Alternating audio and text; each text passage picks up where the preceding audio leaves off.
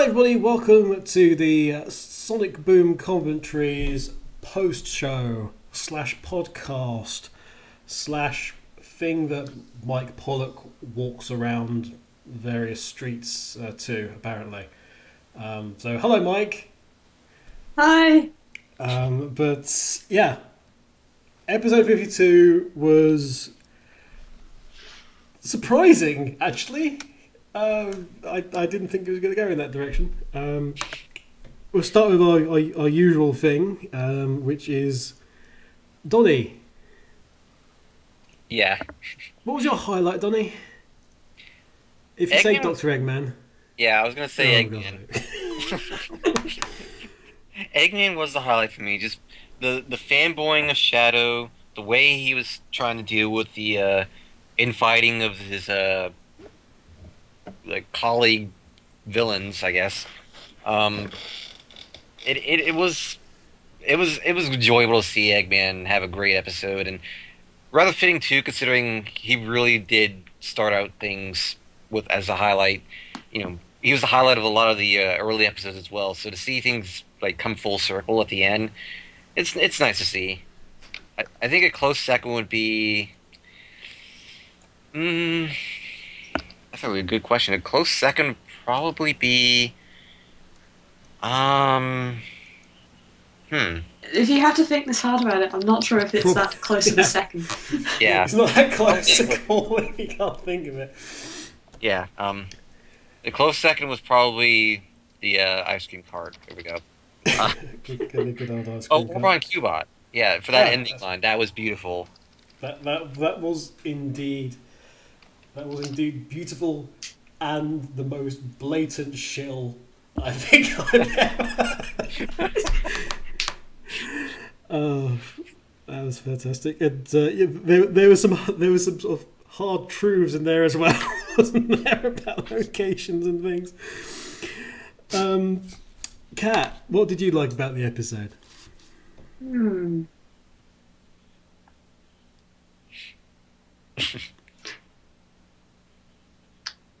Dave generally just is sort of... I gave a genuine answer there. Yeah, Dave was wonderful. Dave had some nice lines in this, didn't they? As the feelings, The Shadow's inability to stand for this and slowly deteriorating patience is also a wonderful thing. Shadow turned up, and obviously because he was called out for means that he turned out to be false. Shadow's attitude throughout the whole thing was just like, I don't want to be here. I'm very sure at some point they were planning to possibly do something about Sonic, maybe in a couple of weeks or so. But I think Eggman just wanted friends. No, he just wanted, as usual with Eggman, it's the whole plan of just, I want some besties, please. Yeah. Eggman just wanted another fuzzy puppy buddy. Even though it was Shadow, he probably never played that game. Oh, Shadow is a fuzzy puppy's grandmaster. Probably. For all we know. For all we know. But yeah, that was great. We still have Bill Freiberger with us. I'm here.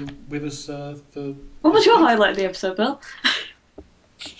Your shoddy craftsmanship brings shame to all hedgehog kind. Yes. I almost wanted just a sort of a quick glance back at Amy just nodding. Because I think that was my highlight, actually, just Amy's look at what they had created. And how, no, this is just no. Amy was just like, I don't like where this is going. Yeah. That was beautiful. Like, I love the expressions that the characters express every now and then. It just adds so much life to the show. And sometimes it just adds for some very comedic moments. Yeah. Because Sonic is a cartoon, and if there's one thing that I think Sonic always has been, is very expressive. And those expressions really do make for some great moments. It was nice, though, because the episode had a little bit of everyone in it. Yeah. Everyone had their own little moment to shine. And we got to see that awesome flying bug transport that we... Mothbot, thank you. Which we saw briefly, I think, in like a middle of the series episode. And I think we commented at the time, wow, that looks awesome. It was nice to see that make a return before it was unceremoniously destroyed. But, oh no, that was great. That was slightly more ceremoniously destroyed. That's true. There was lots of old favourites that made their return there, so yeah, that was. It was a big finish. It was a big finish with room for everybody, and say lots of references as to the past, a lot of self-referential stuff, obviously. But yeah, no, I really enjoyed that one. It was one of my favorite episodes. And I'm glad it really ended on a really good note too. Yeah, it was really put in a really nice position. I was a tad confused at the end actually with the let's play volleyball with Eggman, but yeah, that was great. Right. Now we're in the post show, obviously. We get to go on to the questions. I've got a variety of different ones for our guest Bill Freiberger here that have come in from you guys on the comments. We threw open the doors to the SMB, and when we finally closed the doors again after sort of violently pushing them back out, they did leave a load of questions behind, which we'll go through. Let us address the sports tape wearing elephant in the room before we start. No, we will not be talking about any future dealings that may or may not be happening, because at this time nothing has been said.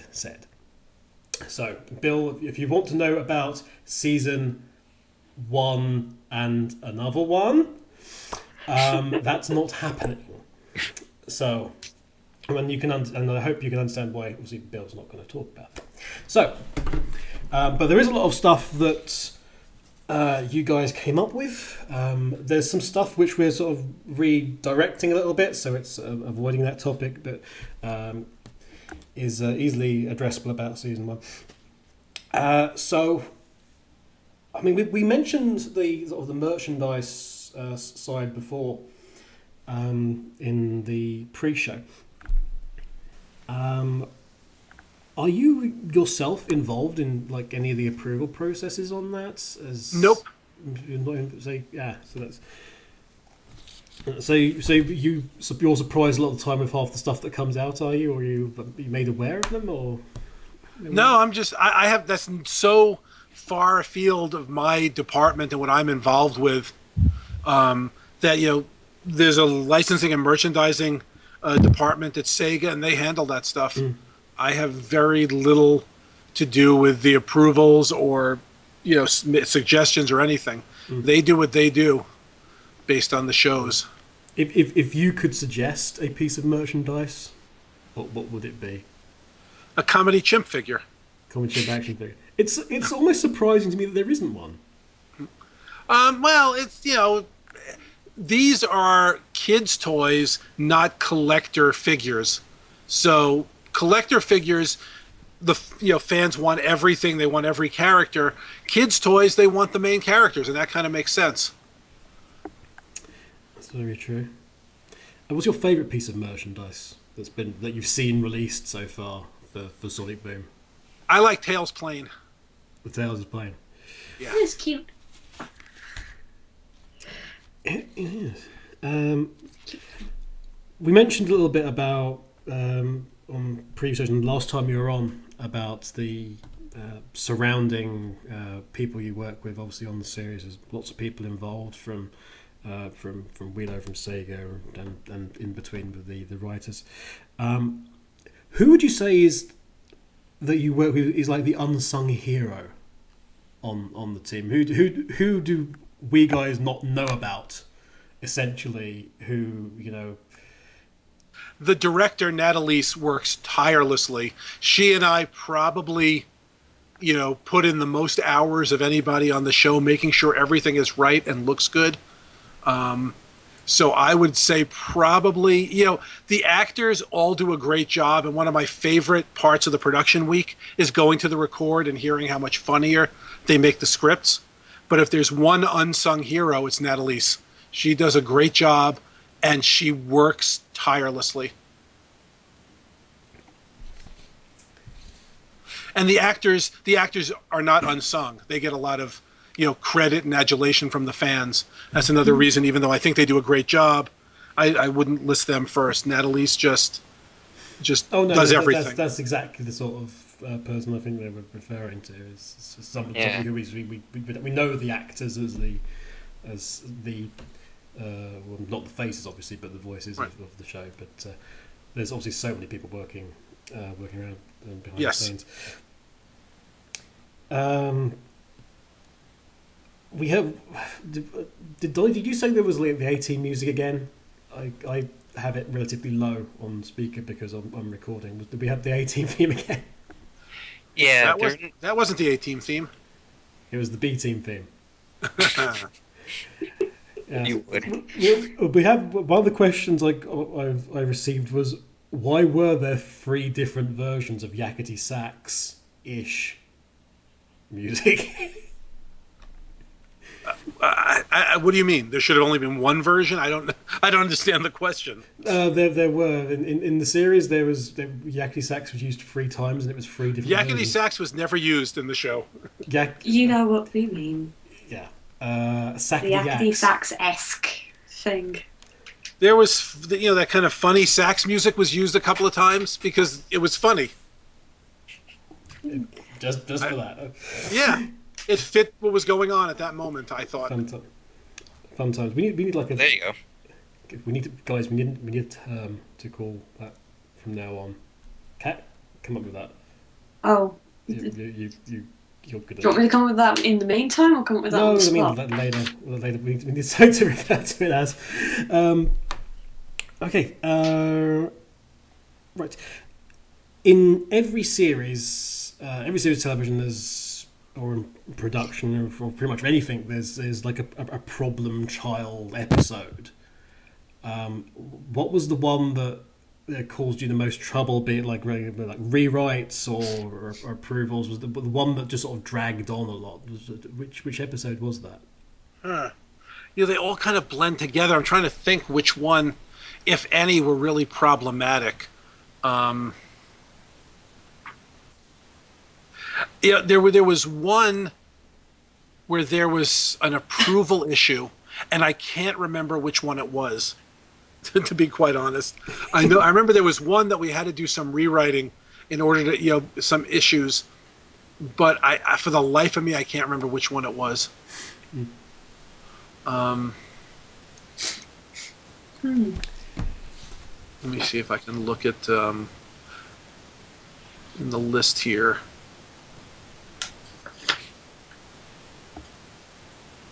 I honestly cannot remember. Fair enough. Yeah, fair enough. It's been a while. Speaking of writing, how did the free writer episode come about? Which one? It was Sam's second one. It was Sam and 2 other writers. Oh, it was Sam's idea, and then so he got paid for the idea, and then the 2 other writers wrote the outline and the script. So they got credit for the story portion for writing the outline, and the script portion for writing the script. Okay, because I think they were like it was all down as writer on the. No, I think it was story by Sam and the 2 of them, by Creed and Shatra, and then teleplay by Creed and Shatra, I believe. Yeah, because that was one of the ones that confused us a little because it felt odd, and then it was like, well, wait, there's 3 people writing for 10 minutes. Yeah. That sounded a bit weird. But Okay, it's not uncommon in television to do that. Sam had this story, and we needed a writer to write it, and Sam wasn't available, and so we assigned it to someone else. But they really, it was Sam's idea, but it's not like he was sitting with them or he was fighting with them about how to do it. It went from Sam to them to me. Speaking of Sam, obviously, Yes. I mean, you must be ridiculously proud of him, obviously, doing the... Yes, he does a very good job with his writing and his contribution to the show, but also as an editor, he brings a lot to the comedy timing of the episodes, as doing the additional editing after the animation editing.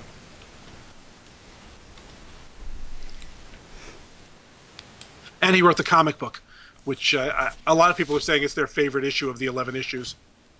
Yes.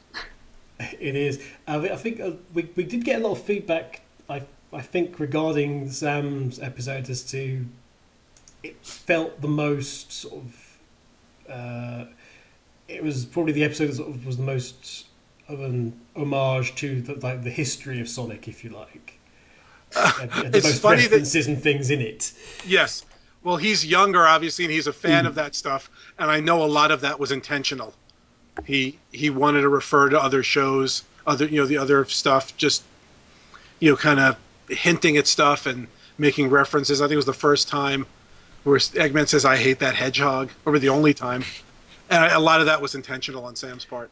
Yeah, I think a lot of the fan base are in debt to Sam then, because I think that's one of the things that people have been trying to get Mike to say for a very long, years and years, and Sam And now we've gave a forced him too contractual much money. reason to say it. Yeah, he's a fan, growing up as a fan of all of those different incarnations, and he wanted to pay homage to it. I noticed as well in the way that some episodes went, like how, for example, in certain episodes, you'd see Amy, she'd be cheery and very positive and keeping, basically the cheerleader for the team and stuff like that. And then in the other episode, you'd see her written as not really cynical, but kind of moody and annoyed and very sarcastic in times. Was there a reason for this, or? I mean, I see Amy as this cheerful Martha Stewart type with a lot of, edge underneath. So sometimes it gets integrated better than others, where she's this character who cares about pink frilly things, but don't mess with her because she kicks ass. And sometimes I think when the story doesn't call for the pink frilly girly part, seeing the other part may seem, when it's out of context as one episode, may seem like she's this other character because she's not running the gamut. She's not the dichotomy. You're only seeing one side of it, that I think it might feel, out of balance. And maybe sometimes in the writing it is a little bit. But my intention is that she is this sweet character, but don't cross her. Oh, so basically the episodes where she went that more cynical, sarcastic, moody route was more so the way the story progressed. It brought out that side of her. Yes. I mean, I see her. There are other characters like that. I always say that, in certain ways, the character reminds me of Hot Lips Houlihan on MASH. Huh. And I love that she's this sweet, girly character, and she's very moral, and she cares about feelings, and she'll be the first one to go to Eggman and say, you seem like you're hurt. I don't want to fight you. I want to be nice to you. But the second Eggman pulls the rug out from under her and pulls a trick, she goes from 0 to 60. That's kind of the way I see the character. So she adapts based on what is happening around her. Well, yeah, I mean, like most people, I think it just makes her a three-dimensional character.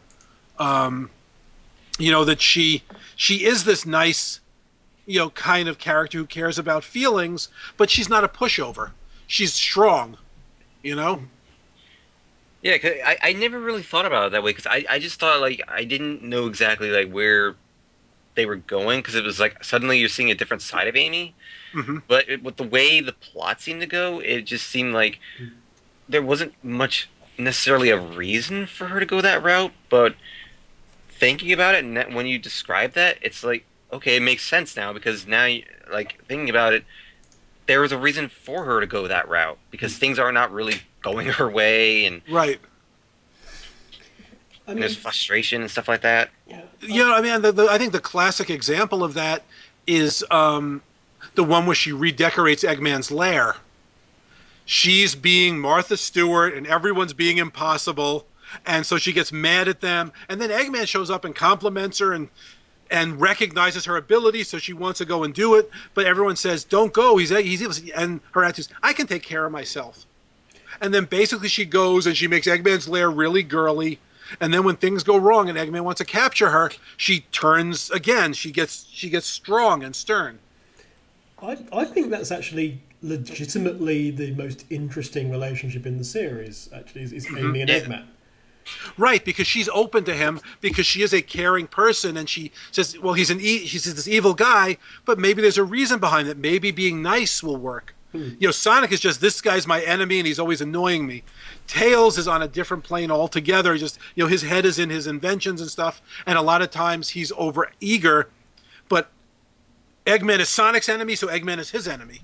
Styx doesn't trust anybody, and Knuckles is just a happy-go-lucky goofball.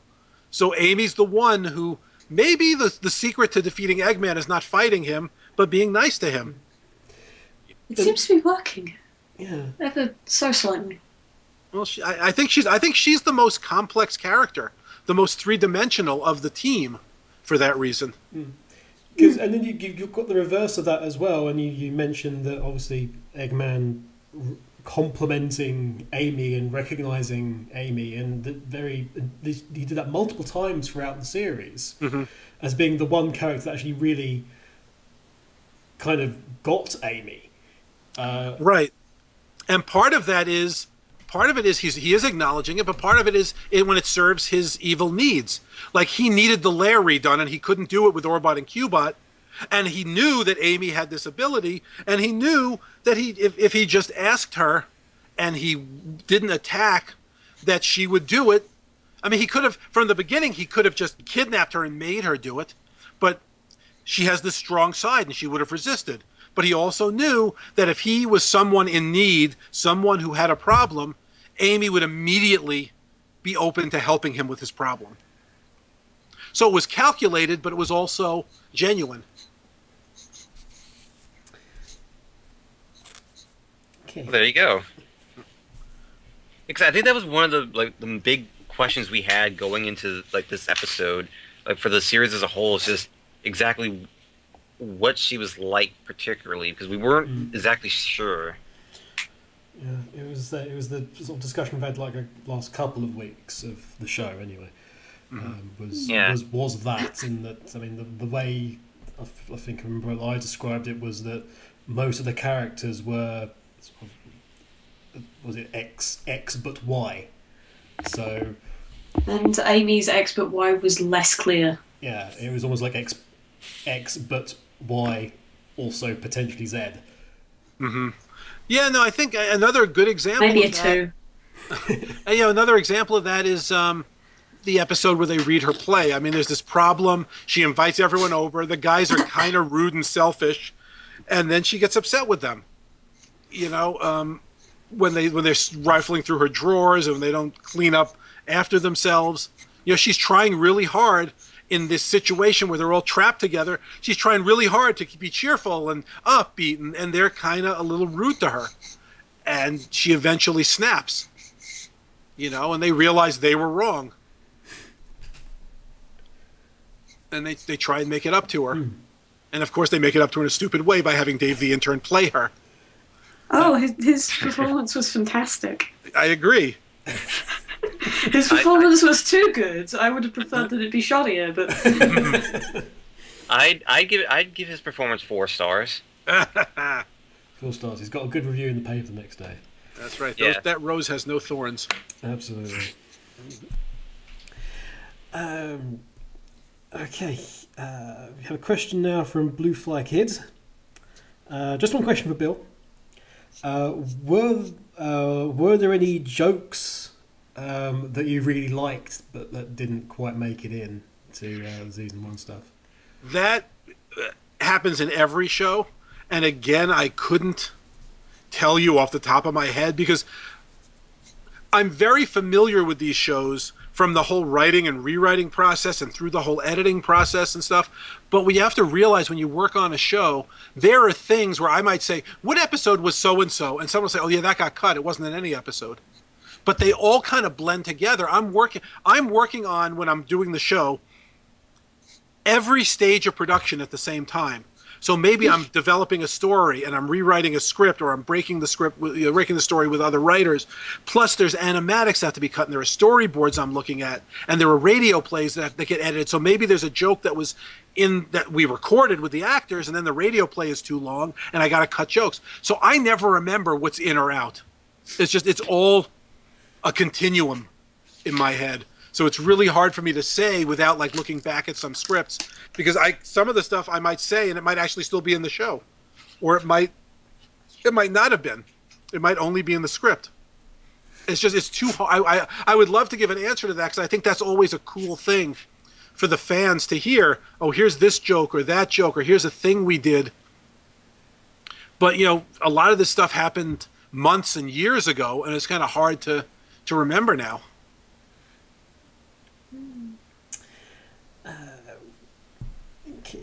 Which character do you think has the most potential to stand alongside the main cast?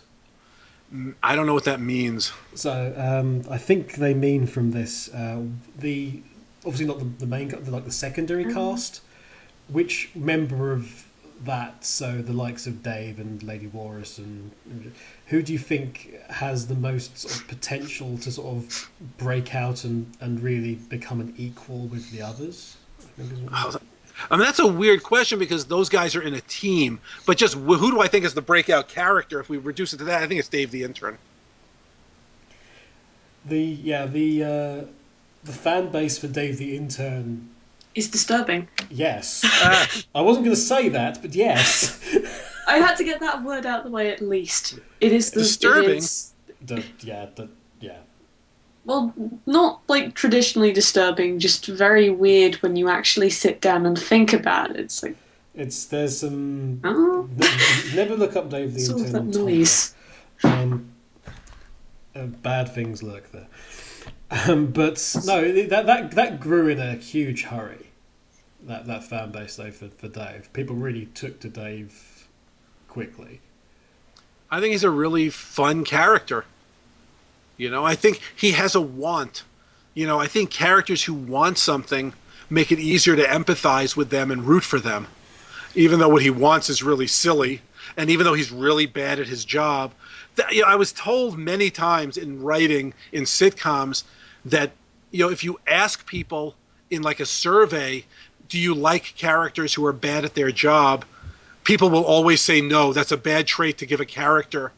However, characters who are bad at their job are hugely successful and popular when you actually watch. Homer Simpson is terrible at his job. George Costanza is always terrible at his job and constantly being fired. People who are, and even Tim Allen on Tool Time, Tim, the character that he plays, Tim, I forget what the character's name is, but he's Tool Time. He's bad on that show, and his assistant is the one who really is the one who knows how to build stuff. But Dave the Intern being bad at his job, people would say that they don't like that, but boy, is he funny every time we see him at Medburger. I think you're referring to Tim Toolman Taylor and Al, I believe. Yes. There we go. We have somebody that actually lives in America and we can talk about that. Tim the Toolman Taylor is really bad on his silly show. And a lot of the jokes on Home Improvement are about him blowing stuff up in his house because he thinks he knows how to fix stuff and he doesn't. Al knows how to fix stuff. So people always say bad at your job is not a good character trait, but if you watch great shows, Ted Baxter on the Mary Tyler Moore Show, bad, and that's more comedy obviously than a drama, but though I think Dave falls right in with that group of being someone who's just terrible at his job but is endearing anyway. I think if there's another question I think that came about, because this is another one that I think a lot of people have been kind of confused about as well. People, and it's also related to kind of the interaction that the characters have on the show. A lot of people are confused with just whether the intentions of the main cast are mean-spirited or not. Like, to agree, like, where they're just outright jerks to each other at some points. Even in, like, say, for example, they're getting on Tails' case at the beginning of, what episode was it? I think it was, Several. Yeah, several. But in particular, I think it was, like, No Robots Allowed, or it was, Robot Battle Royale. You know what? That's the difference between a kid's show and a more mature show. Is these characters care about each other, and Sonic always comes to Tails' aid when it's important. But they poke at each other the way real people do. And it's not one-dimensional. And I think people who expect this to be a kid's show, or who tend to have the attitude of, a lot of times, I'm not even talking about Sonic Boom necessarily, but you'll hear a lot of people who watch a lot of kids' cartoons say, they're not written for just kids. The Looney Tunes weren't just written for kids. These shows are really for adults too, and there's a lot of stuff in there. And then everything that's not really childlike, they seem not to like. And they don't get that Sonic can be friends with Tails, and in fact love Tails like a brother, and still poke at him. Yeah, that's why. Knuckles. Yeah, that's why that's how I actually defended that point too. Is coincidentally, it was exactly that same reason. It's like they're not intentionally trying to be rude or mean spirited at times. They're just being what adults do. They just poke fun at each other with no ill will. Yeah, I would say they are trying to be trying to it is intentional, and it's like they're just like real people. They don't always agree. And they don't always, a kid's show is everyone is nice and sweet. On this show, they're a little edgier. They're a little, the edges aren't smoothed out.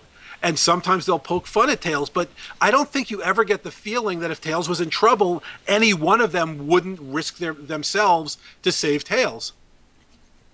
It doesn't mean they won't poke at him. Yeah, because despite all their flaws, and of course everyone's going to have flaws, it's part of your character. And it makes things interesting, for shows and stuff like that. But they will easily, at the drop of a hat, come rescue each other because they're friends. Yeah. They may have their differences, but they're friends. I mean, there's that one episode where, Just a Guy, which I know you guys dislike, and I'm often surprised that you don't just go to an episode and say, I really didn't like that episode. It always sounds as if someone showed you, footage of liberating the camps in Nazi Germany. It's like you've been made to watch something so horrific as opposed to just a cartoon that you didn't like. And I will say Just a Guy is one of my favorite episodes. But the point is, when they're fighting and they're all saying, Sonic, you said that to my friend. Oh, Sonic, they're literally fighting and working together, battling Eggman and working together and giving Sonic a hard time at the same time.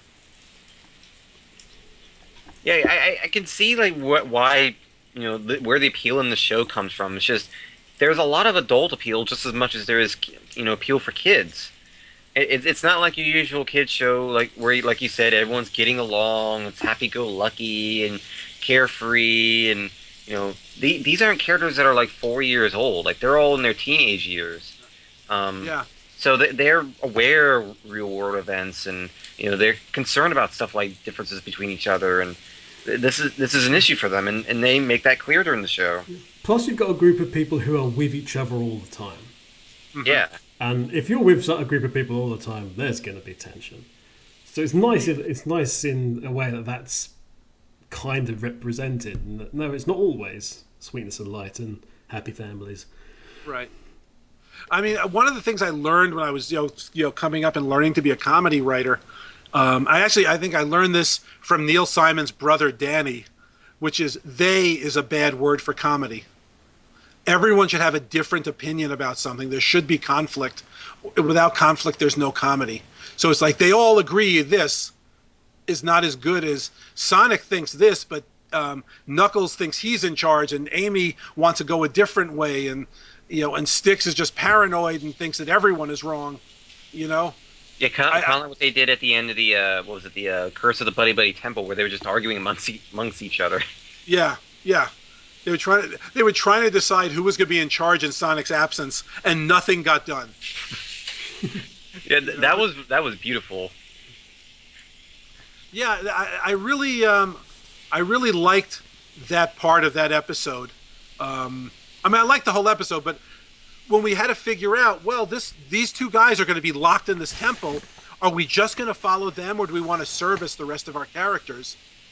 And we said, how are we going to service the rest of our characters? And we got this idea that they're simply just fighting for who's in charge. Amy is the logical one to be in charge, but Knuckles has the ego. So it was just this funny thing. And then Styx doesn't like anyone in charge. She just, the nature of her personality is you can't trust authority. And Tails just wants everyone to get along.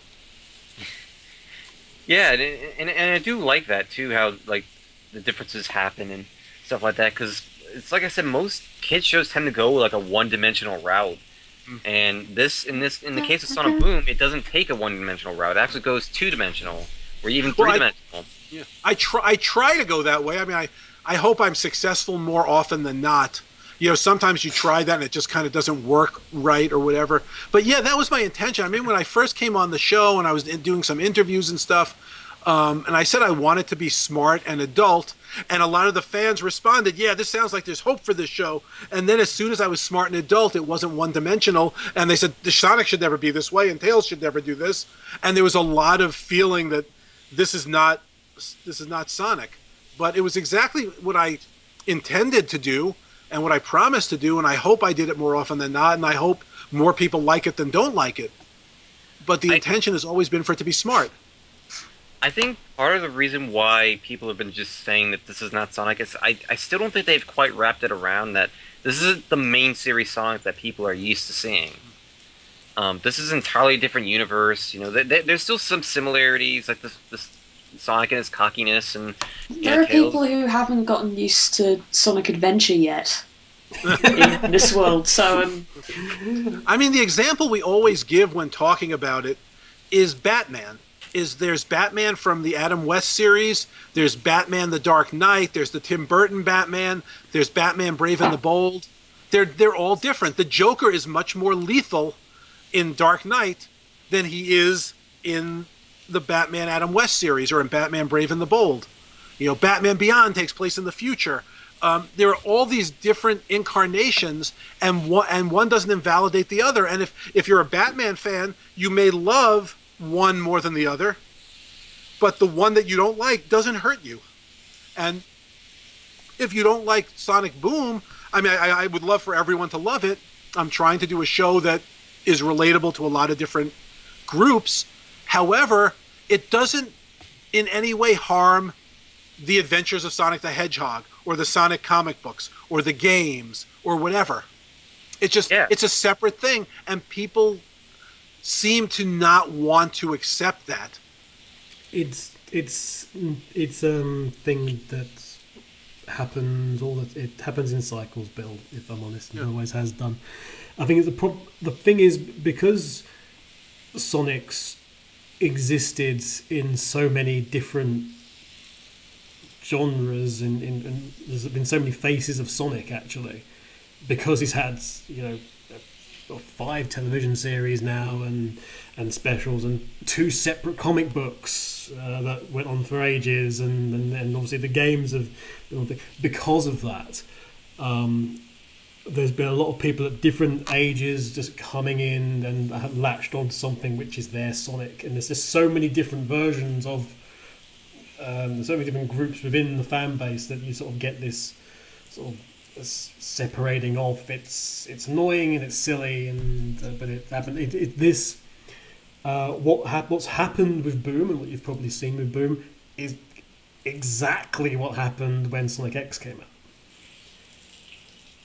In terms of sort of how the fans sort of partitioned them off into sort of liking and not liking, and there's sort of no way, there's no sort of middle ground or anything. It's exactly what happened last time, and then it's happened again. And it will happen again, and it will continue to do so, because someday there'll be a kid who watched our show and then loves Sonic and says, you know what, I'm going to go back and I'm going to try and find DVDs or whatever medium exists at that point, Netflix, and I want to see some of the other Sonics, the way you might want to see another Batman, and they'll watch it and they'll say, where's Styx? To them, exactly. The older one will seem wrong because it doesn't have what they're used to. There's a thing with Sonic generally as well, that everything goes through a sort of a period of, oh, this is good, oh, this is bad, we never speak of this, this was actually really, really awesome. And it does that. It's like all the games and the products like shift through that spectrum. Right. And so we're now at the point where we talked about it earlier, the Wii games, the storybook games, they went through this sort of period of being, this is good, and then it's like everyone was being grumpy about them for ages, and now they've come back into, no, actually those are really, really awesome. And right. at the same time, you've got the Dreamcast ones, the adventure games, which everyone really, really, really liked Adventure 2, and then recently that sort of shifted, and now everyone doesn't like it again for some reason, or it was terribly overrated. Right. And it's just one of those things with the fan base, and I mean we can say the guy, they know it. everyone knows it. Right. I mean, again, I think that, and I'm not complaining or anything, because I've seen it in other areas too. It's that weird thing of, hey, maybe you don't like this one for whatever reason. When I was a kid, if there was something I liked and then a new version came out that I didn't like, I had no way of looking at the one I liked. If a new Superman came out and I liked the old George Reeves Superman, that was it. But now you can go back and you can watch the old George Reeves Superman on DVDs. You can watch any of the old Sonic. You can watch whichever one you want. Every Saturday morning at 7 a.m., you can take out your DVDs and watch Adventures of Sonic the Hedgehog while everyone else is watching Sonic Boom. It doesn't have to be part of your existence. So it's really weird to complain about. It's like, I mean, there are shows I don't like, so here's something, I'm giving it a shot, I don't like it, I won't watch it again. I'm not mad that I didn't like it, it's just there are plenty of other things to watch. There's only so many hours in the day. Although I will say that AV Club at The Onion said this was the second best Sonic show after Adventures of Sonic the Hedgehog. Yes, they were. There was a big article about it as well, actually, I think, wasn't there? About the show and how.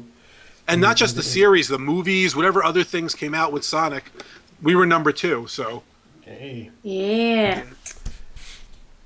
We're like Avis, we try harder. Everyone in the SMB's got Christmassy names, so Forte Mistletoalix, in brackets Robo Knockoff Reindeer. Okay. If you're very confused, Metallics was a name for Metal Sonic in the UK Sonic comics.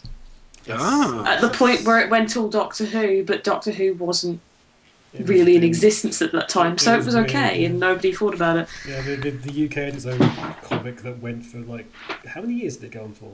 10? Quite a few. 200 issues. And it was just its own series, absolutely, completely different, including Supersonic being evil and potentially killing people. Mm-hmm. Somehow I don't think that would get approved nowadays. I think this is a pretty obvious answer to this one, but why wasn't Metal Sonic invited to the big villain team up? I guess for that specific episode, we felt like he wouldn't add anything. It was already a crowd of people, and having a character that didn't talk, might have been problematic. And also, he's a more serious character, and that role was filled by Shadow. He's not a comedic character like Barker or Willie Walrus or Dave the Intern. So we had Shadow. We didn't need. It's not about fairness, that he's sitting at home all sad that he wasn't invited. It's just from a storytelling point of view, he was unnecessary. I don't know. I like the idea that he did something wrong and he was grounded and wasn't allowed to come to the party. He failed. He failed in that episode. That's right. He was sitting in the corner. Oh yeah. Speaking of, somebody told us the last time they were on that there was no Shadow and Metal Sonic in this series. I don't believe that's accurate. I believe that they could neither confirm nor deny that. I believe that's the more accurate description of what went on. If only there was a recording somewhere. We could check.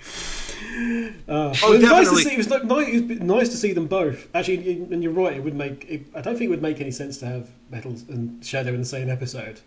Right. Actually, you can imagine the sparks if Well, Metal and Shadow are in the same episode. That wouldn't go down. I mean, it very well. actually would make sense, or could make sense. It just didn't make sense in this episode, because this episode was all about these goofballs and the one serious guy. Okay, so let's go for this a bit quick.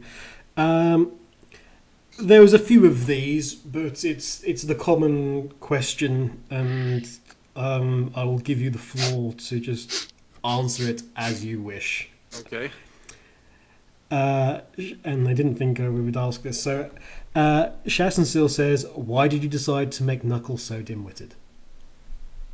Because it's funny. There you go. There you go. We're doing a comedy show, and we get a lot of mileage out of that.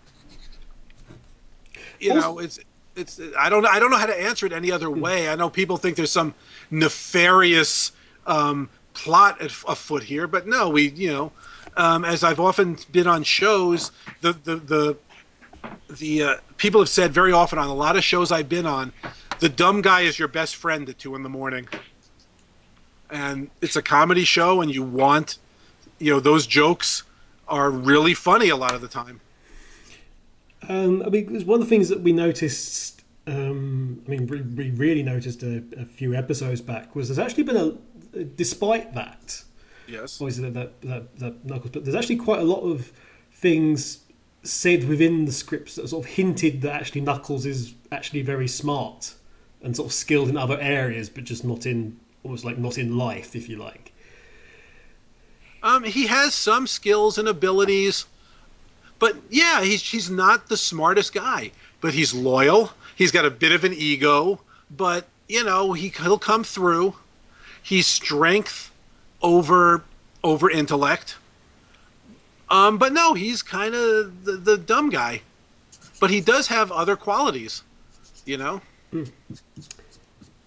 On the subject of Knuckles, Mist says, does Knuckles really live on his workbench? No. Where does Knuckles live? Where does Knuckles He's a nomad. He lives different places at different times. He's the only one of the characters who doesn't have a specific place that he always goes back to. Even Sonic is a little bit nomadic. That shack that he hangs out at, unlike the other characters, that's not his home. That's why it's very sparsely, accoutred. He's got a hammock and a dartboard and very little else. Because he just kind of hangs out there. He's also kind of a free spirit in that regard. But Knuckles doesn't even have that. So that's actually not a place that Sonic himself owns, or is it just a place that is? It's a place that is. We've never really discussed how he got it, and he does kind of consider it his. But I think he considers it his in a passing kind of way, as opposed to Amy's house is Amy's house, and she owns it. And Styx has that burrow underground, and Tails has a whole thing with a house and a workshop and a hangar. Sonic just kind of hangs there, but material possessions aren't really important to him. So which does tie in with Sonic's character generally of being sort of character. Sort of like a drifter, I guess. Well, I mean, a drifter's not really the right phrase, only in that they hang out there. They're always around each other in the village. A drifter maybe would be on the move and going from place to place. Kind of like the way the Fugitive was in the TV series. Our guys live in this area. Sonic sleeps in that shack, but he doesn't have a lot of attachment to it, I would say, compared to the others. And Knuckles doesn't even have that. Aww. He's just out and about. He might sleep in a cave. He might, pitch a tent. He might, who knows what he would do, but he just gets by. He doesn't care about that stuff at all. So the shack that Sonic, quote unquote, we thought he owned was more so like a central, like sort of like a central hub of sorts, more than a shelter or place of living. No, I think it's more of a shelter. He lives there, but he might stay on Tails' couch for a week, or he might go off somewhere. He doesn't have a lot of. It's more like he lives there, but he doesn't own it, and he doesn't have a lot of attachment to it. Kind of like a hotel, I guess. I think trying to pin down what it might be is not really gonna get us anywhere accurate. It's not a hotel. It's just the shack is there. He sleeps there. He's got a hammock and a dartboard and a table, and that's about it. Oh, okay. Okay. From Hogfather, Stephen Frost said, when the Sonic Boom project was first conceived, it turned out that the game and the cartoon teams were busy doing their own things and stuff ended up going off in two different directions. Are you able to comment or elaborate further on that? I think there's a few relating to this subject. I don't know how to answer that, except to say that the game was going, because of the nature of what the game was, it was not a comedy. This show was very specifically supposed to be a comedy. So there's not going to, there's going to be like the Venn diagram, is going to meet with that we have the same characters and it's kind of in the same world. But I wouldn't say that we just went off in different directions. Just the what was needed for each of the projects was very different. I don't. It's not like I'm skirting the issue. I'd be happy to answer. I just, I think sometimes some of these questions don't really take into account how things actually work in the real world. They kind of are about how people wish these things would be. But, a show is made a certain way, and we had to do 52 episodes. The game only had to tell one story. We had to tell 52 stories. So by the very nature of that, we're exploring a lot of different things. And we're a show. We have to give you answers. A game has to set up great gameplay and has to, the story is to service getting you from the one level to the next level. So we're just doing very different things. I don't know that we went off in different directions. I think our missions were different. Did you the user I don't care asks, why should I answer his question? Exactly. But was there really no communication at all between the producers of the game? No, Evan, Allen, and I wrote additional dialogue for the game. We used characters that existed in the game, in our show. We worked with Bob over at BRB, and to say there was no contact is really just not accurate. I remember one of the first things I did when I got hired on the show was, I got a tour of BRB, and we talked about a lot of stuff. So no, that's not true. It's not that we weren't in contact at all. It's just our missions and our goals for two very different projects were very different. But we consulted constantly on the things that were in common. So it's like basically since you were handling a cartoon, you looked at it from a television or cartoon comedy standpoint. They're working on a game, so they had to look at it from a different standpoint. And it was not necessarily that they were going two different directions. It's that you were handling your own project, and they were handling theirs, and it just happened that they had different mindsets. Yeah, and not even different mindsets. They just had different objectives, different jobs. Yeah, different jobs. And so we were in contact, and we tried to have things overlap, and we tried to make it of one thing. But I had to do 52 episodes of a show. If I was locked into only following things that were established in the game, I couldn't have done 52 episodes. And inversely, if I had to, if they had to make a game that was a comedy that cared more about the jokes than the gameplay, that wouldn't have made sense for them. So from the sounds of it, then, because a lot of people were speculating if the games were actually like a prequel of sorts to the cartoon, but from the sounds of it, that doesn't sound to be the case at all. Well, it was a prequel in that the events of the game happen before the events of the series. Because there's actually a linked question. Sorry to interrupt. There's a linked question here, because Shadowhunt 60 mentioned this, and Counterproductive inferred anyway that the gang had been on the island for years.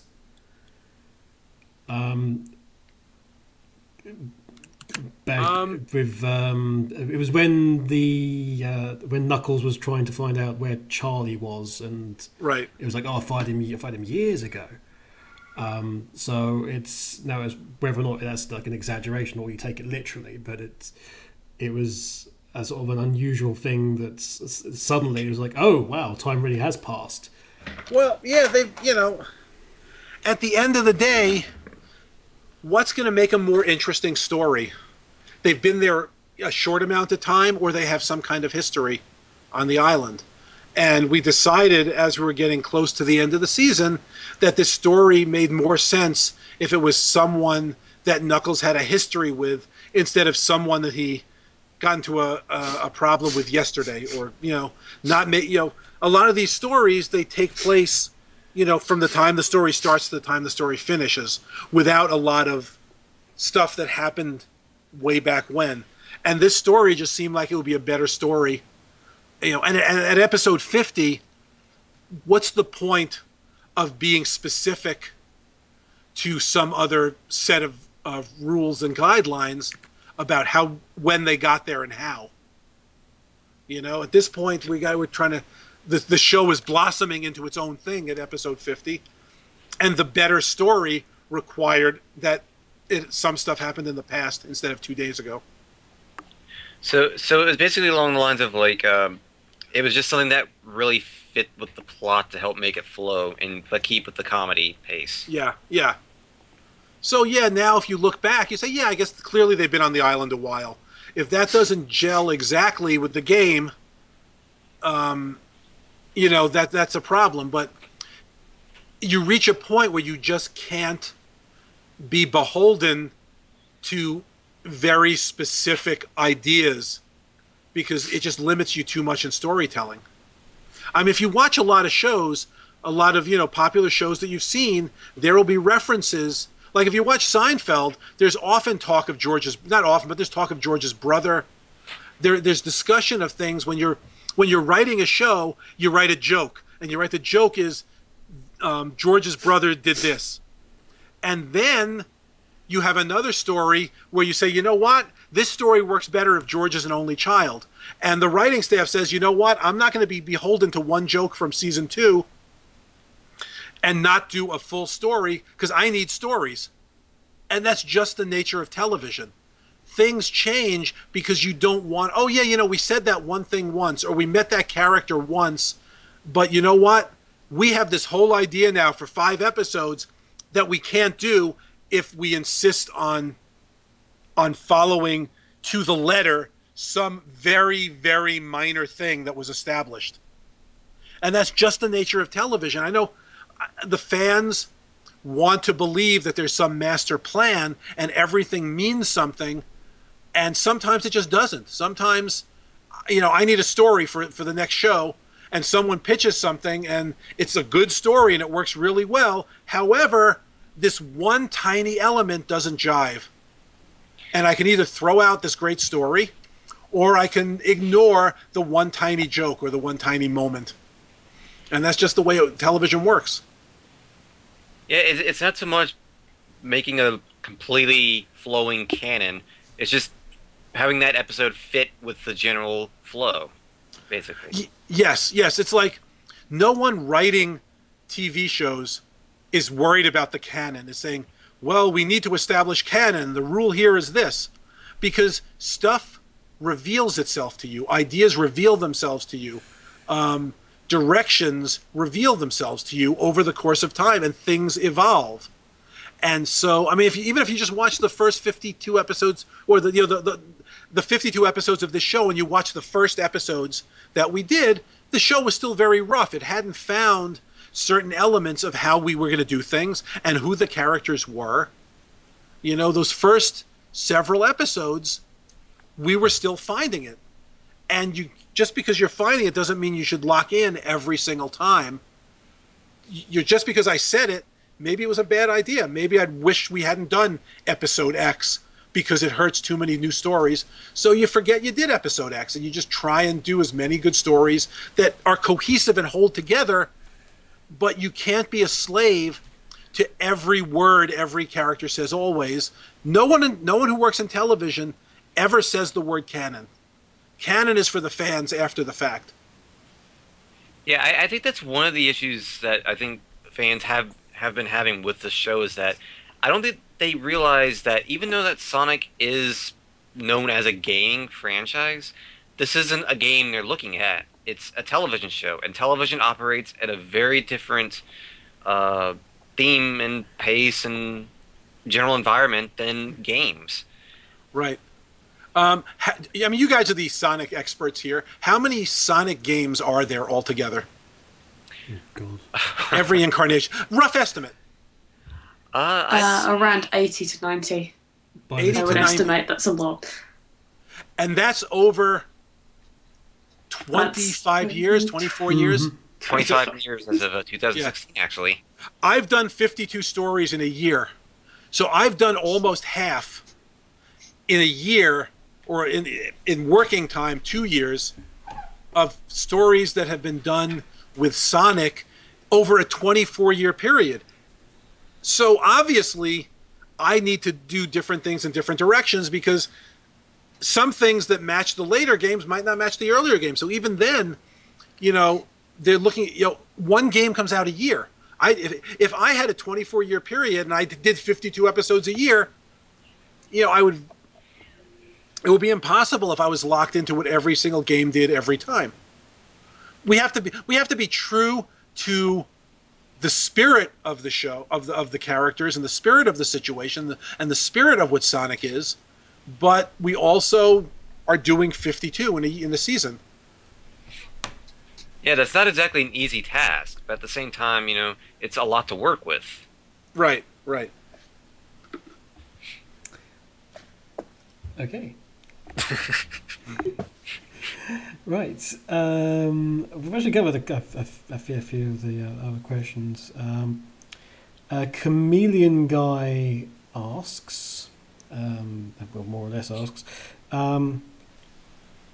why didn't we get a Styx origin story? People as a character who is essentially new, that people wouldn't necessarily be familiar with, whilst they would be familiar with the others. Well, if you look at it from the point of view of the main target audience is not 30-year-old Sonic fans, it's the 6 to 12-year-olds who are watching Cartoon Network, or the 6 to 15-year-olds. Some of them might not know who any of these characters are. So we approach the series as if it were a new series. And you almost never watch a show and there's an origin story. Sometimes there's a premise pilot. If it's a new guy coming to work, like Mary Tyler Moore, the pilot is she comes to work for the first time at the newsroom, and you kind of meet everybody. But the pilot doesn't tell you where Ted Baxter started out. You don't have a flashback of Ted Baxter's early years when he had dark hair and was a young man. That's just not how television is. Things come up as they come up and as a good story reveals itself. So people who know Sonic and have known Sonic for years are saying, there's this new character in this world that I know, and you're not explaining how that person fits in. But if you watch the episodes, you learn, just like in any other show, you learn how the characters relate to each other. And you see what Stick's personality is, which is much more important than where they met Sticks for the first time. You know, on Friends, you don't have a story. You know, over time, you have a flashback of this or a flashback of that thing that happened with Monica. Or, you know, on Seinfeld, you may learn something. But you never are watching Seinfeld and they flash back just for the sake of flashing back to how did George and Jerry meet? I mean, there's no episode. I mean, you know that they went to high school together from hearing it so many times. There is a flashback in one episode where you see them in gym class together, but there is never any explanation of here's the day they met, here's the day this happened, and there's no reason for us to do it on Sonic Boom either. What you need to see is how the characters relate to each other now, and if a story ever comes up or a situation ever comes up where it'll be fun to explain a part of it, then it'll come up.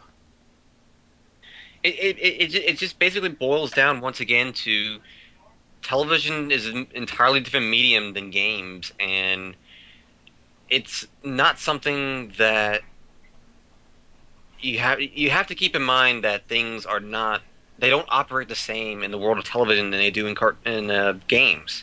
Right. And things that you might consider, you know, in games, or at the very least think about, you don't think about in television because that's just not that, it's not part of the agenda. Right. It's like in a game, in order to know what's going on, you may need to have certain information of you know, who these people are or where they met, because you only have the 30-second or 1 minute or 2 minute cutscene, and then you got to get back into the game. But if you think about it, how many shows can you think of where in the first episodes they gave you a flashback and they immediately told you the story? I mean, even Gilligan's Island, they don't tell you how they land on the island. They explain that they landed on the island in the song. And then I think their Christmas episode, they tell about how they landed on the island only because it was a way of using the unaired original pilot and saving money by using footage that already existed. But or the Brady Bunch, you know, I think you do see them get married, but you don't say, well, then where, you don't have flashbacks to their first marriages. Can you really think of a show where suddenly they just have a flashback in the first couple of episodes to explain who each of the characters are? And if we're going to explain Styx, why not explain Sonic? Because to our audience, Styx and Sonic are being introduced for the first time to the audience of 6 to 12-year-olds. Yeah, I think that's the other thing, is that people don't realize that this is not supposed to be meant as like a continuation of the Sonic we're used to. This isn't supposed to be an entirely brand new thing built from the ground up. And although you might get a few vibes from it, like I said, this is an entirely different thing, and it's being treated as such. Yes, and it's also being treated as a television show, not an extension of the games. And the fact that they know who Sonic is means that there's no origin story necessary. We don't know who Styx is. We need to fill in our wikis, so tell us as much as you can so we now know. But I don't see anyone saying, where's the origin story of Comedy Chimp? Where's the origin story of Dave the Intern? You know, stuff gets doled out, gets parsed out as interesting stories are conceived and executed. Yeah, and like you said, it's a comedy show, and I'm sure the main thing that you guys pay attention to is how this would affect the comedy of the show. Kind of. I mean, you know, it is, we care about the storytelling, we care about the characters, we care about the comedy. The origin doesn't really affect that. Do you not know who Styx is at this point? No, I don't think anyone really knows who Styx is at this point in terms of like like her origin, Right, but in but terms of her personality, definitely. Yeah, that's my point. What's more important in understanding the show and seeing how the characters interact? Her personality, or the fact that she was, whatever, abandoned and left on these shores, or came from space, or had a big family that is no longer. Does any of that stuff inform anything versus the personality traits she has? Nope. Like it's all. It helps. Her personality definitely shines most of all, and when it boils down to it, the origin wouldn't really do anything. Like right. What does that solve? Like, okay, we know this little thing, big deal. Like that doesn't really matter. Yeah, that's kind of my point. You're looking at. I just feel that a lot of the fans who want to know this stuff, it's like they feel here's how you should give this information to me. But I'm sure a lot of the other shows they watch that aren't based on franchises or video games or what have you, I don't think that they would ask that same question. If you're watching a show, like regular show, over the course of the 9 years, we found out who Muscle Man is and we found out backstory. But that was over 9 years or however long the show has been on. I think it's 9 or is it 7? But you know what I mean? It's like they didn't in episode 1 say, here's how these two guys met. Yeah. It doesn't matter. You understand two guys who are friends who've been friends for a long time. You understand that concept. You don't need it explained to you. And that's true of, some shows do have an origin premise, a premise pilot that explains, here's the situation and these characters, but that's usually for characters who are new to a given world. Like if the premise of the show is these two characters got thrown into the situation and they're uncomfortable and they're new, like Mork and Mindy is a good example. I just read an article, that's why it's on my mind. But the premise of the show is he shows up and he knows nothing about Earth. And so you need to know he came from somewhere else in order to understand the premise week after week, which is he's this fish out of water. Yeah, go ahead. Yeah, I was just gonna say, but with Sonic and Eggman, you learn as you go. Yeah, I think part of the problem with Styx was the unfortunate scheduling of the two Styx episodes. Right at the beginning, where you had them smack bang together of these two Styx episodes, and obviously you're right in what you and Donnie have been saying. That you learn about the characters as you go on, and it develops your understanding as with your interactions. But I think it really didn't help there, and it was so unfortunate that we had Styx be this character, and then and having this very very specific view of I can't remember which one was first, but it's like I hate robots and I don't trust robots, and the very next episode be like the complete flip over, and like everyone else not trust robots, and I love robots. Oh, yeah, give me the robot dog. It was just such a strange thing when obviously you're trying to get to know a character and get a grip on who a character is from the viewer's point of view to have that. It's just an unfortunate situation, unfortunately. Right, yeah, because the idea was supposed to be that because the robot is a particularly disgusting robot, she kind of bonds with it. But those episodes needed to really be a little further along in the process. Yeah. My Fair Stixie, after you've seen her for a while and you've seen how paranoid she is and how she's kind of feral, then suddenly the idea of putting her in with aristocrats is just funnier to begin with. It's just everything about that episode would have been funnier if it aired as episode 15. But that unfortunately the nature of a lot of elements it got moved up and moved up and moved up. And it's one of the reasons why when we were watching episode 50 with the platypus, was that Styx being the one to say, I am not doing this, I've had enough of this, and be the one to had as bigger impact, is because by that point in time, we've learned who Styx is. Yes. And Yeah, I agree, and I think also the other point is things evolve, and Styx might have been a little mushier in the early episodes. I mean, I don't think she was. I had a kind of an idea of who she was early on, but there is that mushiness as you find and define these characters. You know? Yeah. Yeah. It's certainly and the way Styx has gone certainly been it's been interesting to see, because we went for a period as well where she just wasn't there because the way the scheduling was, which felt odd. But then again, Styx is that kind of character anyway. He would probably think would be sort of, you know, she's there or she's not there, and it doesn't to Styx it probably doesn't matter, Right? because she's doing her own thing and just sort of part of the group, and they're not quite often not part of the group. Yeah. Right, I think I think we've got one last question. Unless any of you guys have got any other questions that you two want to ask.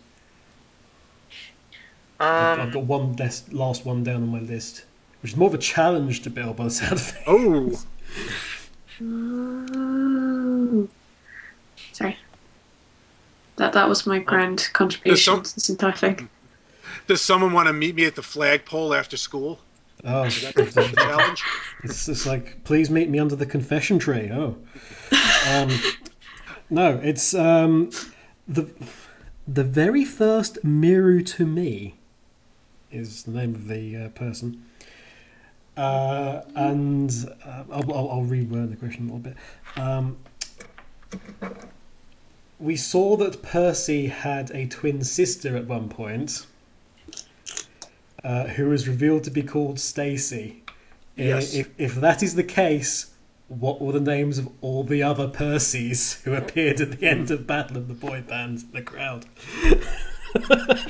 Their names were, "This is a CG show and we needed to fill the audience." Again, it's like that kind of concern. You know, I know the audience wants to believe that this is all some sort of master plan, but we had this episode that needed a lot of girls, and we needed to fill the audience, and we had a limited number of models, and we weren't going to build 20 models that were only going to be in the background. So we, changed some styling, changed some colors, and filled the audience. It's just, it's the nature of television. Yeah. We don't have $100 million budget to do our episodes. This is very much meant in a jokey way, obviously, but it's fun. I think it was a challenge to just, how many names can you think of that end in C? It's a C. Yeah. Right. No, I get that, but there was a huge outcry. I'm not so much on that episode, but why are there two Percys? And in the game, they never said, well, we needed Knuckles to have twins on his arm for that particular episode where he's becoming a celebrity. And so we used that model, but we also had plans, to make Percy have a sister. So this seemed like a good opportunity to do this, even though we weren't going to explain it. And again, if you didn't play the game, you would just see these two people there. But the people who were aware of the game immediately wanted to understand, how can I write this on the wiki? Why are there two of them? Yeah, I think one of the main differences between television and games is, like, television isn't really nitpicky. It stays to what it needs to be. And there might be a little bit of experimenting every now and then, but the premise is basically, the plot itself and it resolving, and of course with it being comedy, making sure the comedy's in there. But there's also another reason for that, why it was very much specifically with Percy, though. And that's the fault of the game. Because within the game, I'm not sure how much of this you're aware of, Bill, but within the game, when you get to the village, it's this huge, massive, expansive village, and there's next to no one in it. There's the mayor, and there's Percy, and that's it. In the village is pretty much deserted. And then there's, in terms of the other characters, I think there's is the name Cliff? Cliff, yeah. Guys, who's the guy we've not seen in the series. So in terms of actual characters of the universe of the Boom universe that the people knew about, there really wasn't that many, and I think Percy was sort of leapt on as, oh my goodness, female character. The hippo was actually in there too. Many. Yes, salt and pepper, salty. Yeah, and pepper. salty.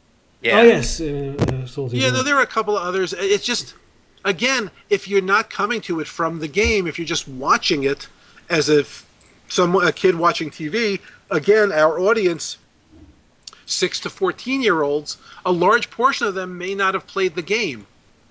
So to be beholden to the game is a little problematic sometimes in trying to tell stories.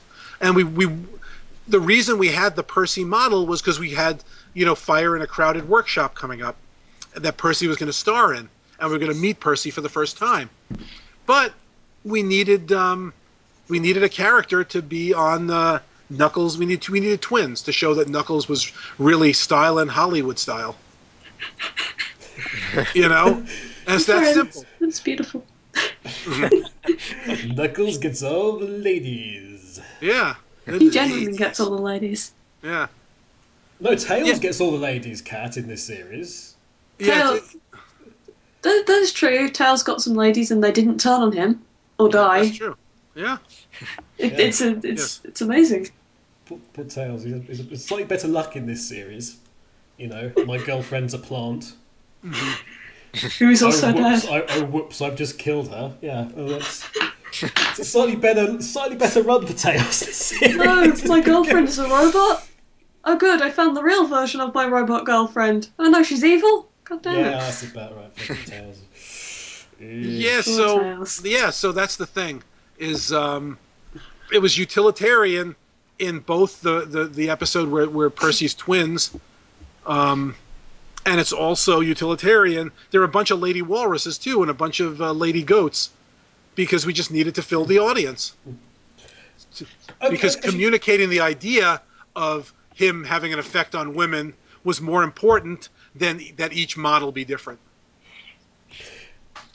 But speaking of the walruses, yeah, right, because there is several walruses. Yes. Who is Wally Walrus is not related to Lady Walrus. Willy Walrus, no, is Willy not. Walrus, sorry. And because wasn't there like another walrus as well? There's the walrus, the male walrus. He's not related to Lady Walrus because she's like an aristocrat and he's more of a blue collar guy. And the other walrus, Willy Walrus, is a criminal. And then they're all different. And then there's the walrus children. The two walrus children. Yeah. Those are Lady Walrus's children. Yes. They don't have names, do they? As such. Not as of yet. Basically, we have these designs, and so we use them until a specific time comes up where we need specificity. These characters get names like Mike the Ox was just Ox Male until we came up with the Just a Guy story. Then we needed a name. He was Mike the Ox. Or Comedy Chimp, I think, had a name from the beginning because the announcer says the Comedy Chimp Show. Soar the Eagle had a name from the beginning. I'm trying to think some of these other characters, they get names as time goes. But some of them are created specifically and are named when they're created. Others come from a group of background characters who over time, like Fastidious Beaver, his name is Fastidious Beaver, but I think the description of him was just he was a fastidious beaver. And then eventually he became the librarian because his personality seemed to fit that. So these characters evolve, and at some point we may have reason to call someone by name. It's just when things get necessary to that point. But of course, all that's relying on time and getting used to the character naturally, of course, as well. So, right. Speaking of being beholden, we are most definitely beholden to you for the rather large amount of time that you've spent with us this evening going through everything. Thank you very much for your time, Bill. It's been fascinating. It was a pleasure. Fascinating as always. Definitely. But we're out of the questions, and we are indeed out of time. So, All right then. So, as I can say, thank you very much for joining us. It's been a fantastic series, seeing how it's developed, and it's been very entertaining for. Thank you. Sitting down with these guys and watching 52 episodes of it. We do hope to see more in the future, and who knows, maybe Orbot and Qbot can do something. We'll wait and see. Was there anything you'd like to say to everyone listening, the fan base generally? Not really. Just I hope you like the show, and I hope that the people out there can separate out their expectations of what the Sonic show should be, and just enjoy this show for what it is and what it's meant to be. You know, you can't. I know at one point there was someone, I think on TSSZ, whose screen name was "Sonic is not a comedy," and you know what? This show is a comedy. And you know, if you don't want to watch it, fine, but judge it on its own terms. If it's not funny, then that's fine. But if you don't find it funny, but don't discount it because of the preconceived notions. Give it a shot, and maybe you'll find something that you like in it. Absolutely. Yep. Well, I don't know if that user even is still on TSSC anymore. I'm sure he just changed his name and came back as something else. Sonic is a comedy. But you know, it's that attitude of I'm not going to be open to this. You know, a lot of times the fans will say you need to do this, otherwise the show will be a failure. And basically what they want is for me to make the exact show that's in their head, and without the understanding that the million other people who watch the show might not want it to be exactly what's in their head. You know, I'm making the show that's in my head, and hopefully people will be in sync with what I want the show to be, and there'll be enough people in sync that the show will get good ratings. But I think a lot of the people who say it should be this, don't realize that the guy sitting right next to them, or the Sonic fan, whatever, that's the guy posting the next thing, might not like what you think, and then of course you'd be mad at them for not liking it. You know, you would think they're wrong because this is the right way to do Sonic. Yeah, I think that self-entitlement really has been an issue as we've been following the Boom cartoon as each episode has been premiering. Like, self-entitlement has become an issue, and it's unfortunate that it did take that route. Yeah, I mean, I don't understand it. I mean, you watch a show and it's a show, and either you like it or you don't. You watch it or you don't watch it. But I just don't really get the whole idea that, you know, it has to be this or I won't watch it. You know, and the idea that, you know, the idea that why are they not being good to the fans? And it's not that we're not being good to the fans. We're doing a show that we hope everyone likes. You know? There we go. But it's not that we're doing anything against the fans or anything like that. But we're doing our show, and it's, you know, they always say you gotta get to the fans, you gotta get the fans on board, and the fans, and you know what? That's not. If we only get the fans are already there, and I know they get mad. They say the people in whatever the game or the TV show, we take the fans for granted, and I don't know that that's true, but I think there is some truth in the idea that we're trying to bring new people to this, and we don't want to offend the fans. But we don't want to make it so specific that only fans can follow what's going on week after week. Yeah, because it's not just important that that you have your existing fan base, but you also want to bring in new people. Yeah, and we want to bring in more new people than we lose by people who get really upset that it's not exactly what they want. Unfortunately, I'm a member of many different fan bases for my own personal taste. But I don't, you know, I sometimes realize that I mean, these Star Trek movies that are coming out that sometimes, you know, Star Trek people like or don't like, or I prefer the original series and Next Generation stinks, or I love Next Generation and I went back to watch the original series and it's so hokey. It's like, you like what you like, you don't like what you don't like, you watch what you want to watch. But this idea that someone on Star Trek: The Next Generation needs to do something to make it more like the original series because that's what you want is a little naive. A television show doesn't appeal to two specific people. It tries to appeal to a broader audience, because if it doesn't appeal to a broader audience, then it's not going to get any ratings, because you're not really, appealing to enough people that they would want to watch. And that doesn't mean you have to pander and make it because I like to believe I didn't pander. I like to believe I wrote a very smart show that had a lot of stuff for fans and had a lot of stuff for newcomers and worked for adults and worked for kids. I mean, I like to believe that, time and ratings will tell. But the idea that it must be this and it has to match this is just very naive and entitled.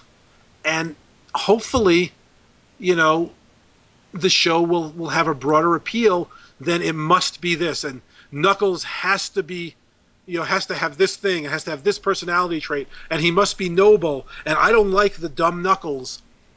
Well, I think a lot of people do love Knuckles now. I think a lot of people love this incarnation of Knuckles. Yeah, because it helps that it's not just dumb Knuckles, but he's dumb Knuckles that's very funny and actually appealing and relatable and stuff, and it's not just dumb Knuckles, I mean, he's got a big ego and he thinks he's the leader, and he's very confident, even though he's not that smart.